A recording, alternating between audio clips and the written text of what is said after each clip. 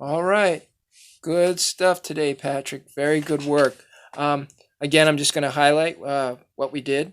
We worked on the warm ups, were really good. The warm ups that you did.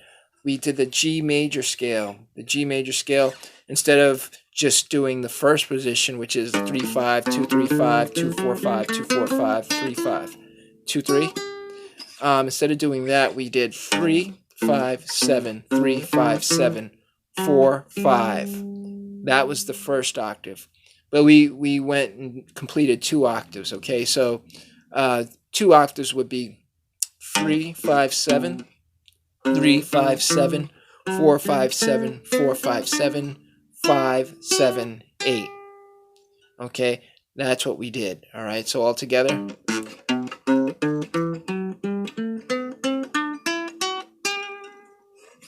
3 5 7 3 5 7 4 5 7 4 5 7 5 7 8. 2 octaves of the G major scale.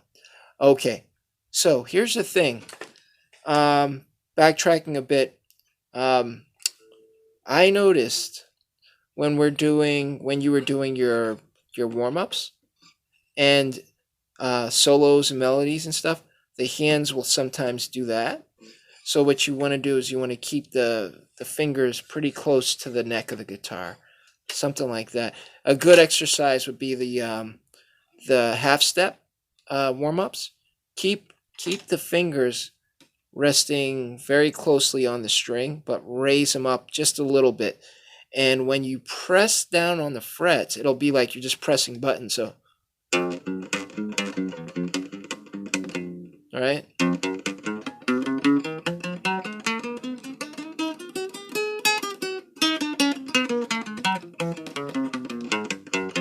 Instead of having the hand, instead of doing that, it's just kind of pretty close, right?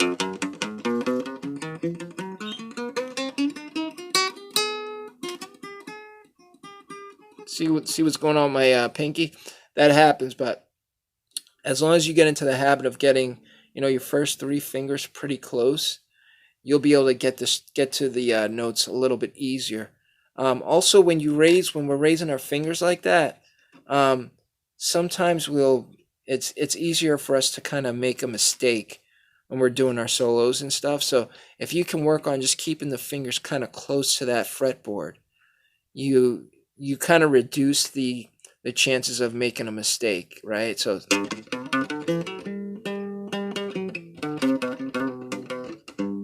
right, it's all right there.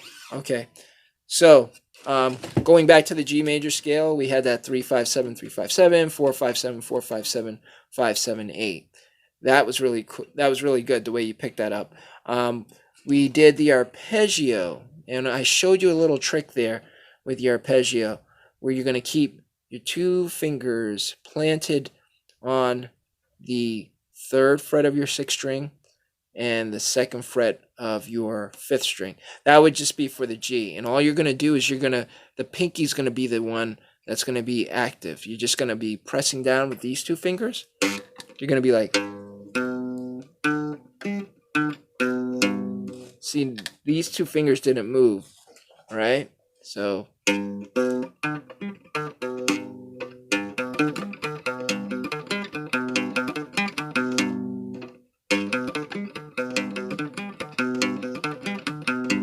right, that was the G.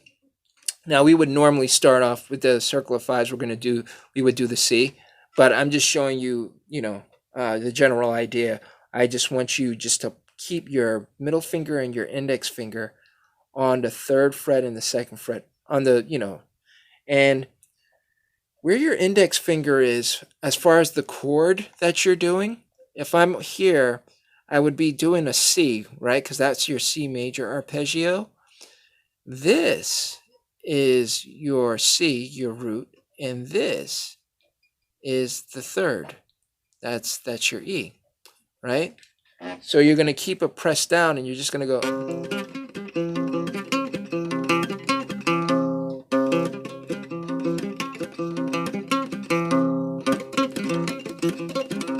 That's all you're doing. right? But get into a habit of making use of that pinky. All right, the pinky is going to be the one that's going to be very active with the arpeggios. All right, we went ahead and we did the minor arpeggios. So we started on the C, of course, and we did the fret numbers would be 3, 6, 5, 5. Right, and I'm keeping my index finger on the root. So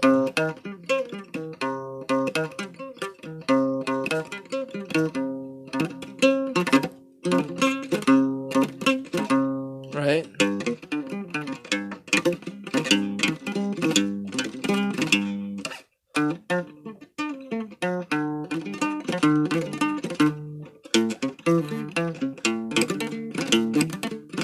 All right, so we're just, I know I'm kind of playing it fast, but I just want to show you that all you have to do is just kind of keep your index finger on the root and get into the habit of working on the minors. It's going to be your pinky and your ring finger that's going to be active there. So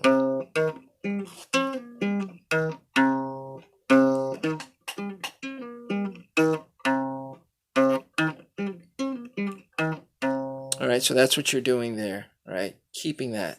All right, so we did that as far as the arpeggios were concerned. We worked on the scales.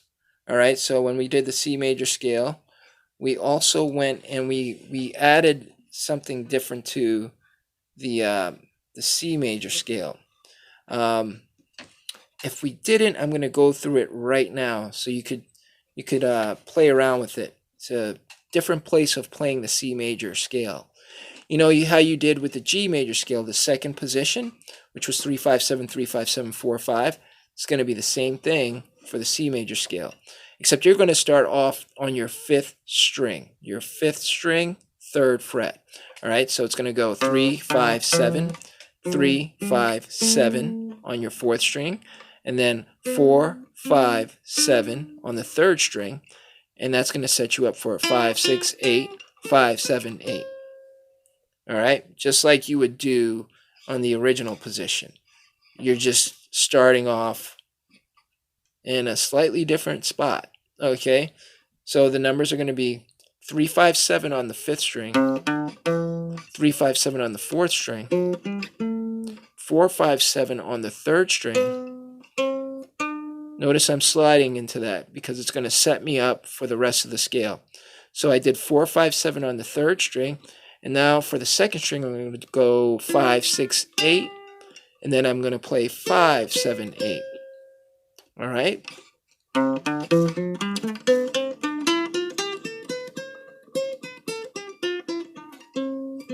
And then I'm just going to slide it into that. So when you're going backwards, you can figure out your own kind of easy method of going into that. Sometimes mine's just vary, so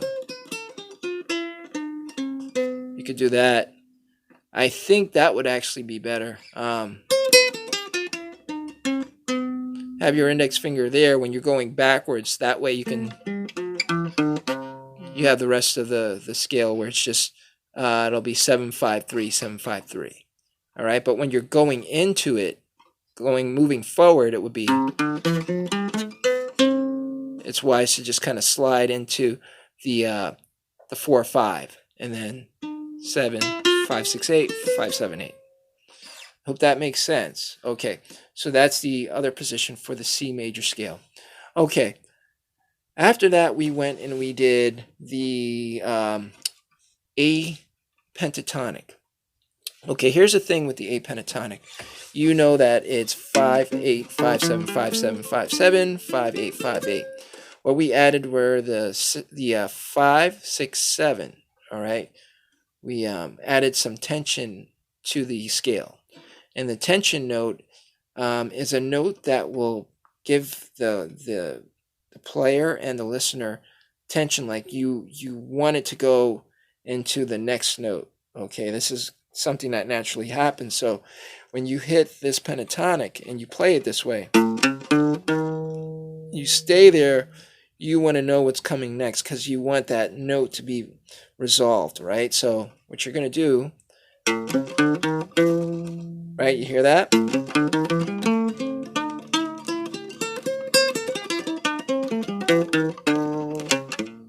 Right? It just adds tension to the scale to really make it a powerful kind of a scale. It's a powerful note. All right, so here's what we're going to do. The numbers are going to be 5, 8, 5, 6, 7. And then your fourth string is going to be 5, 7. And then your third string is going to be 5, 7, 8. And then 5, 8, 5, 8. Okay? And then we did the A natural minor. Okay. A natural minor, I showed you one octave. That's going to be 5, 7, 8, 5, 7, 8, 5, 7. Here's the next octave. 4, 5, 7 on your third string, and then 5, 6, 8 on your second string, and then 5 on your first string. Okay? 5, 7, 8, 5, 7, 8, 5, 7 on the fourth string, 4, 5, 7 on the third string, 5, 6, 8 on the second string, 5 on the first string. Okay, so that's an A natural minor. Okay, then you did the A harmonic minor. The difference being that your seventh note, right? Instead of playing it here, you're going to sharpen it. So your seventh note will be on the 6th fret of your 4th string.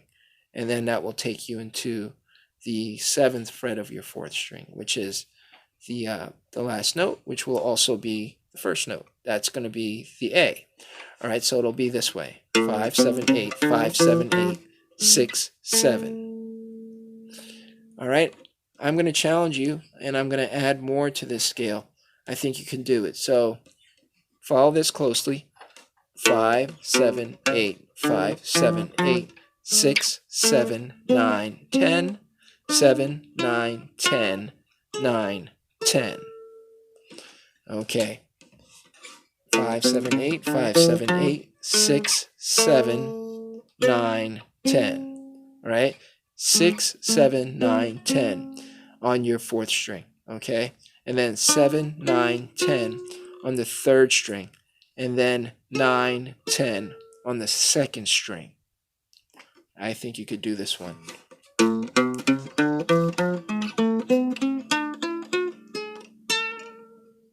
Okay?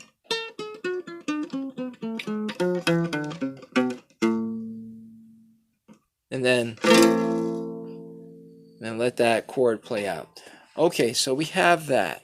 All right, so that was the harmonic minor, and then we went into Stand By Me. That was really good.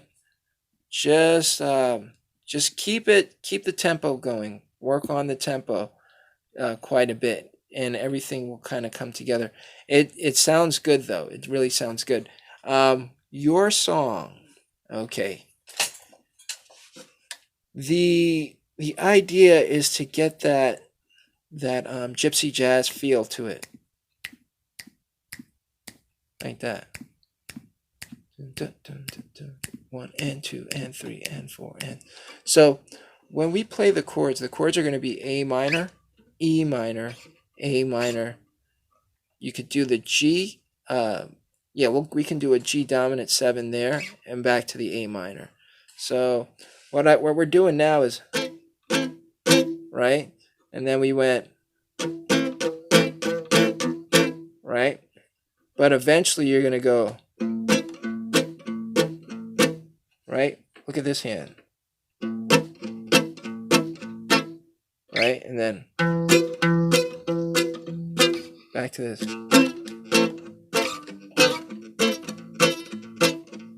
All right, but for now,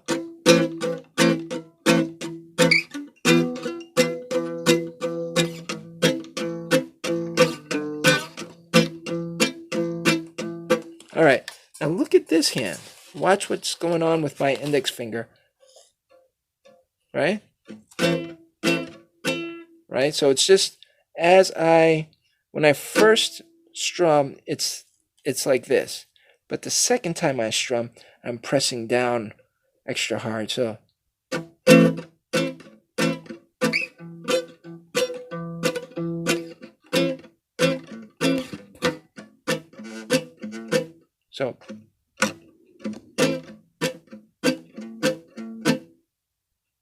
you know what? If you look really close, what you'll see is I'm pressing,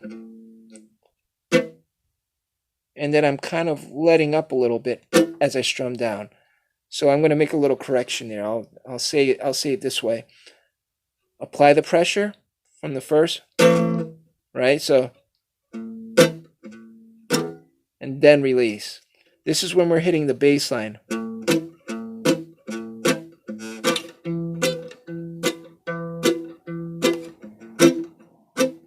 Now you don't really release. You just kind of ease the tension just a little bit, right? Because if you release it too much, that's all you're gonna hear, right? You want to be able to hear that, right? Not this.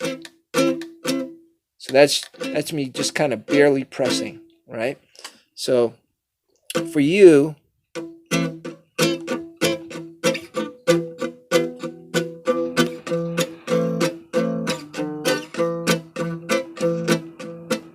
right? So press, release, press, release.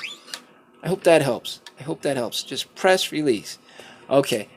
So after that, we have the melody. The melody, everything is going to be in the key of, you can do A minor or you could do C major scale. All right. So play around with all these things. You're doing a really good job. I'm enjoying this class, man. You're doing awesome. I hope you're having a good time too.